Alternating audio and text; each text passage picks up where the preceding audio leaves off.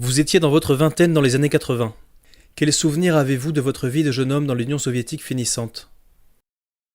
Ah, pour moi, c'est très difficile de répondre parce que j'étais plutôt exception.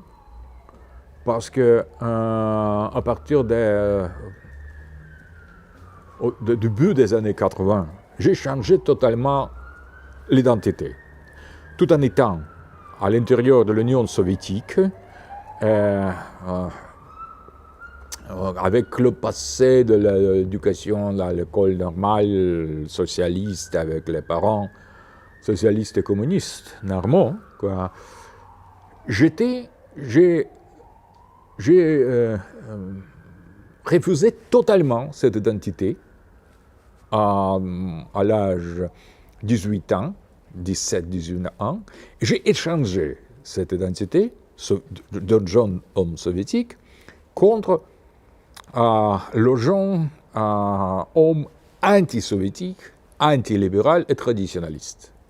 Et c'était, disons, la transmutation de la nature. Non pas le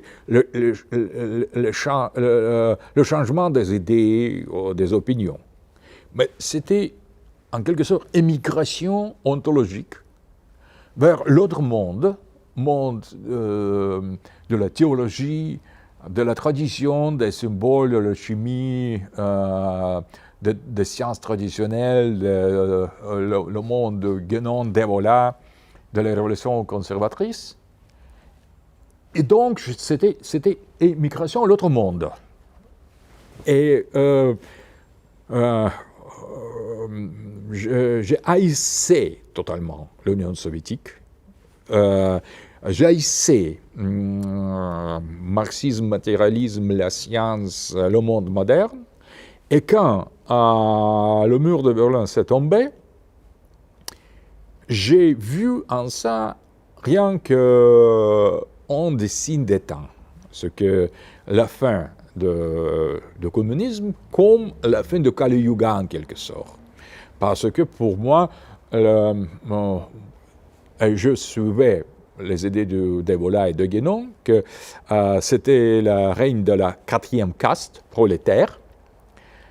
Et ça pouvait être seulement la fin du monde, un des signes. Après, j'ai découvert, quand le monde n'est fini, après, avec la fin de l'Union soviétique, j'ai dû reconsidérer beaucoup de choses. Pour la première fois, en ayant l'expérience du libéralisme occidental, j'ai aperçu que peut-être c'est encore pire que l'Union soviétique. C'est l'autre forme de totalitarisme, de matérialisme, de l'individualisme, mais peut-être pire. C'est pour le premier moment que je me sentais un peu soviétique. C'était à partir de 1991, quand l'Union soviétique est tombée. Seulement après, un jour après. Quand c'était fini, j'ai ouvert les yeux sur la réalité libérale et j'étais épouvanté absolument. Donc, pour la première fois, je me sentais philo-soviétique, communiste, après la fin, après la chute. Non pas de la chute de la mur de Berlin, mais la chute du communisme. Donc, ma réaction, c'était eschatologique apocalyptique à 1989. Et quand l'apocalypse n'est pas venu, j'ai dû repenser, faire la révision de certaines notions traditionnalistes. Et je suis arrivé avec le temps à la conclusion que c'était erreur de considérer l'Union soviétique comme la reine de la quatrième caste, des Shudras prolétaires, parce que, précisément, la dernière caste, c'était les capitalistes.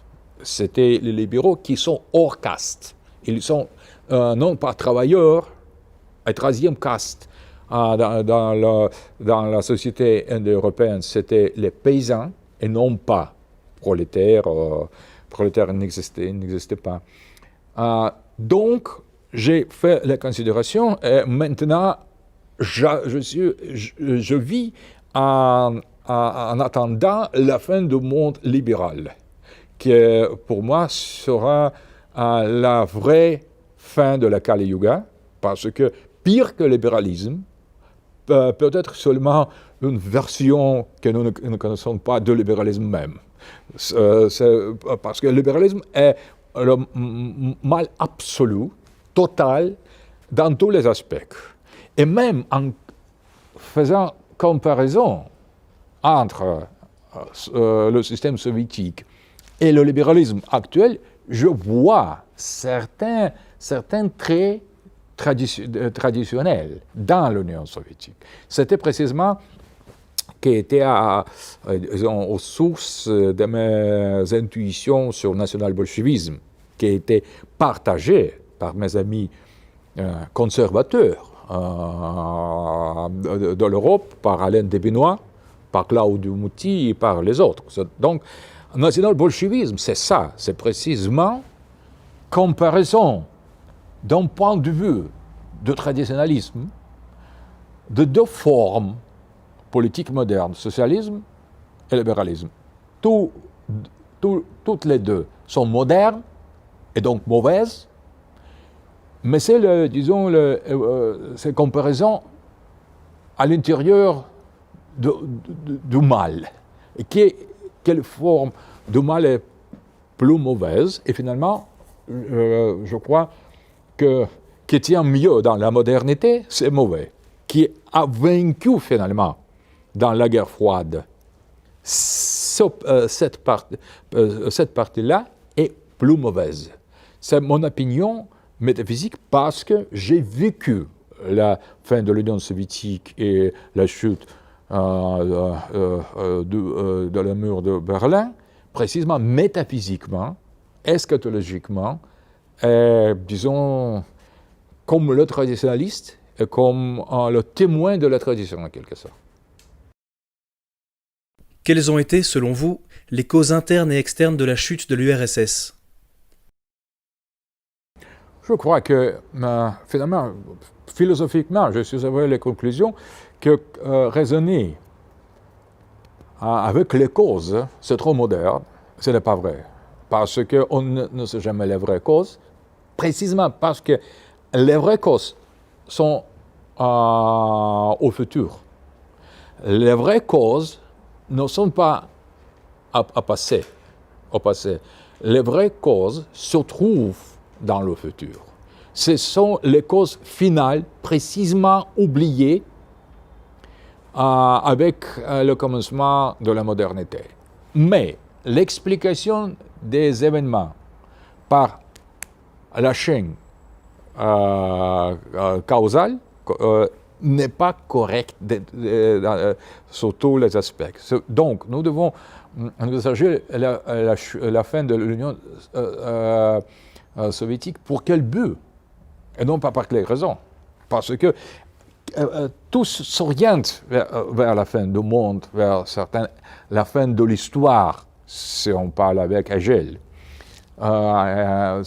Donc, nous devons comprendre non pas quelle raison était plus forte, c'est la manière matérialiste de voir l'histoire.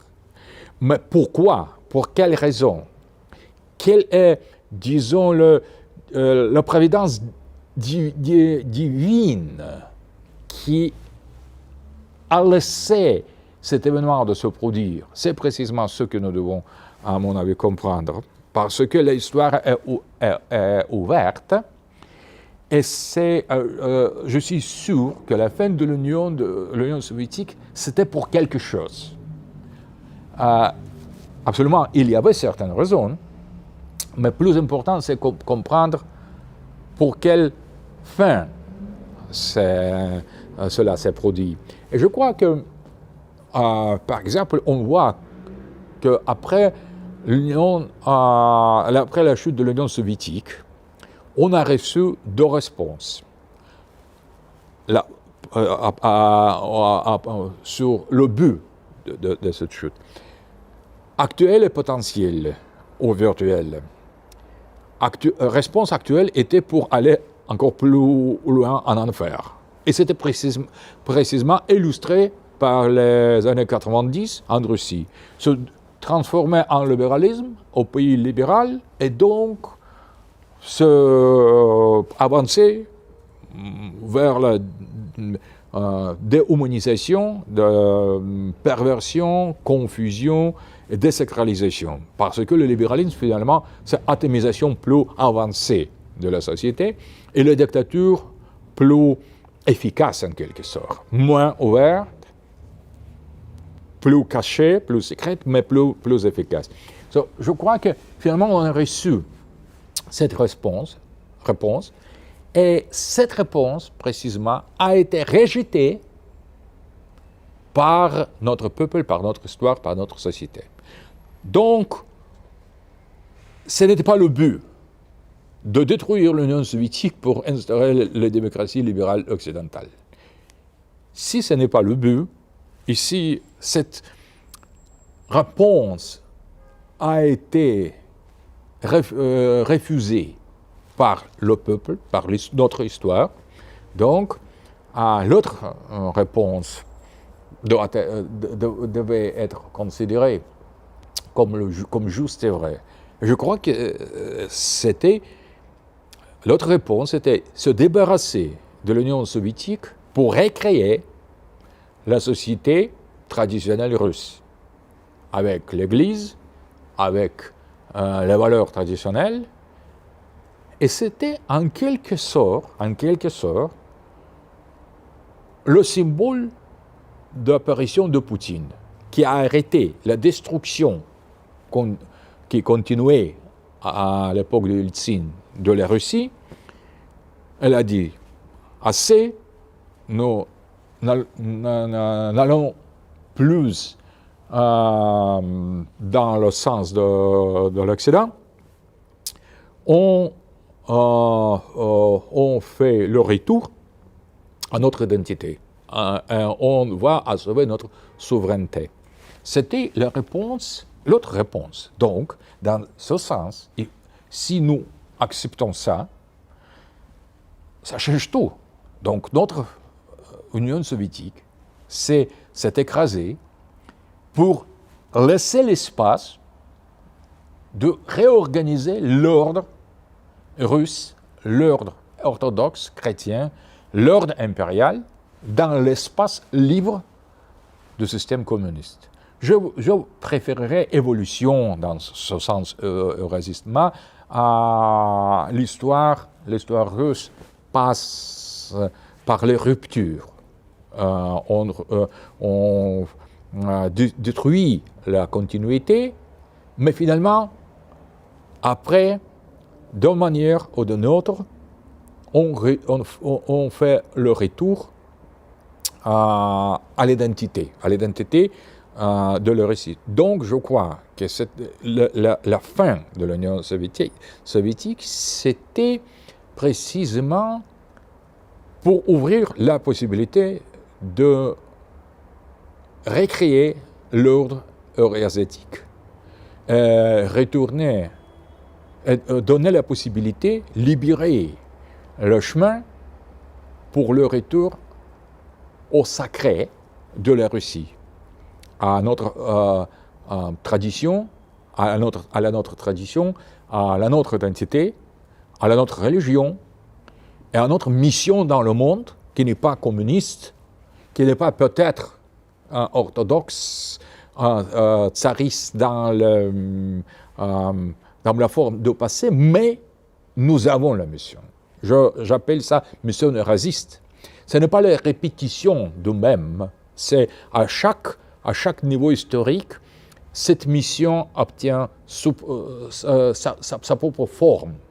Et nous devons faire naître cette mission, donner la forme à cette mission dans conditions totalement nouvelles, dans le moment eschatologique où nous trouvons toute l'humanité, je crois, parce que le libéralisme, c'est l'idéologie de la fin du monde, parce que c'est la destruction totale et c'est la reine de l'antichrist, ou la reine de la quantité.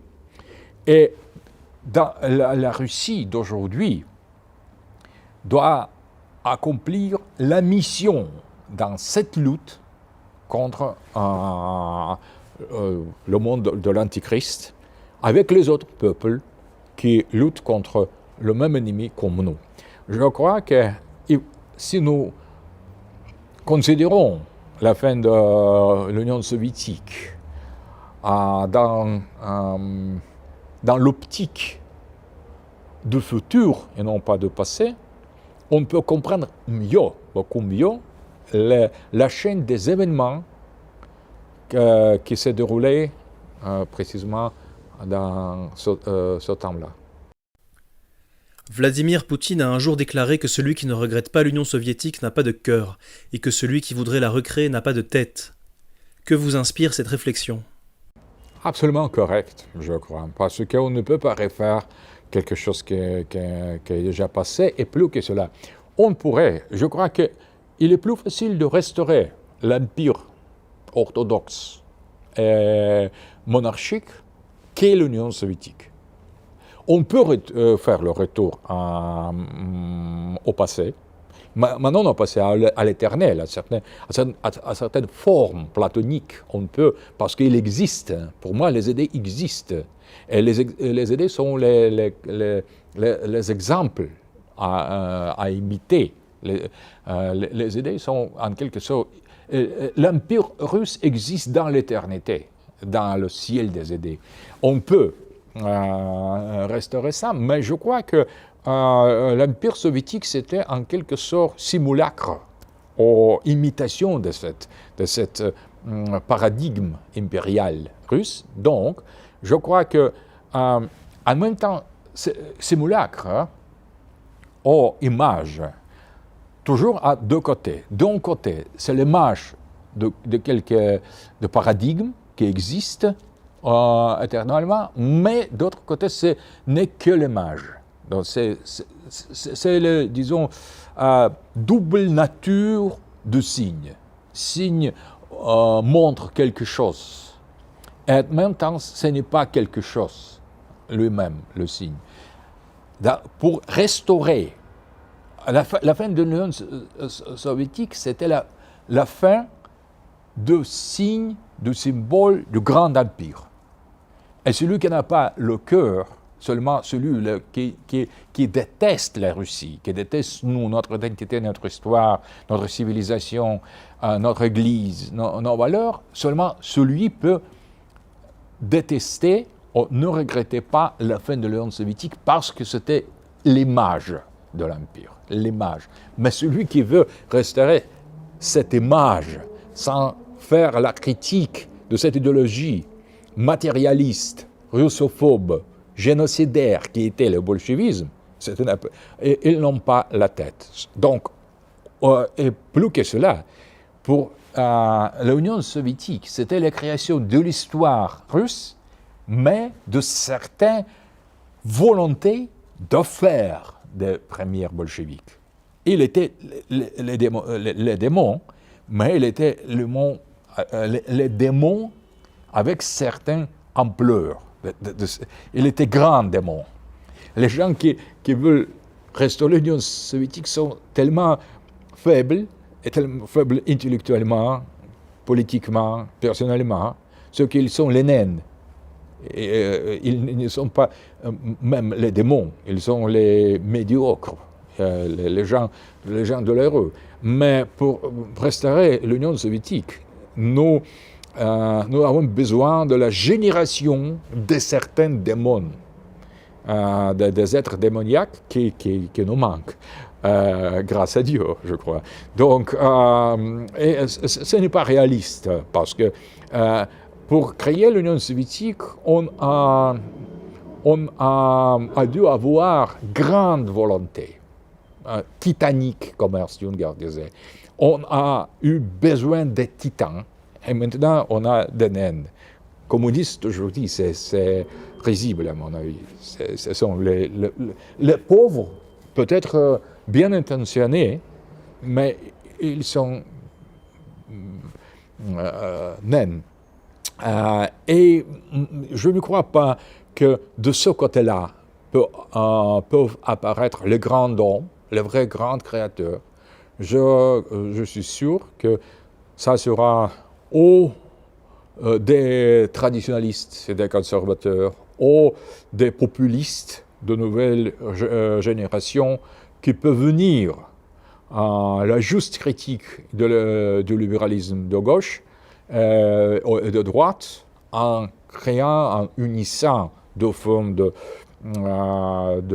rejet de globalisme, de libéralisme triomphant qui peuvent donner grand créateur de la nouvelle Russie. Et Poutine n'est que la prémonition de cette génération. Parce que, comme Nietzsche, je crois en gens qui viendront, aux autres leaders, aux autres types russes qui viendront pour recréer grand espace eurasiatique et peut-être restaurer l'empire solaire, non l'empire historique, mais en quelque sorte Callipolis de Platon dans sa version russe. Il faut absolument avoir grand idéal, grande tâche, grand but, parce que sans ça, l'homme dégénère et finalement devient libéral. Parce que pour moi, être libéral, c'est l'insulte. Je n'aime pas comme un homme fasciste ou stalinien, mais je tolère. Si un jour, le cauchemar réaliste, on me nommerait libéral, pour moi, je vais répondre d'une manière brutale contre ça. Pour moi, c'est insulte plus dégoûtant être libéral parce que c'est comme être sous-homme. Être libéral, c'est être dégénéré total. L'être libéral, c'est perdre la dignité humaine parce que baser toutes les valeurs sur l'individu, c'est la destruction de toutes les valeurs. C'est finalement, on commence à se libérer des valeurs aliénées, et finalement, on arrive à n'avoir aucune valeur, aucune identité, et l'identité humaine aussi. Donc, je crois que le libéralisme, c'est vraiment le danger, c'est poison. Et de droite ou de gauche, de tradition, de toutes les formes, de la religion, nous devons combattre ça pour arriver au futur. Parce que au libéralisme, au le futur.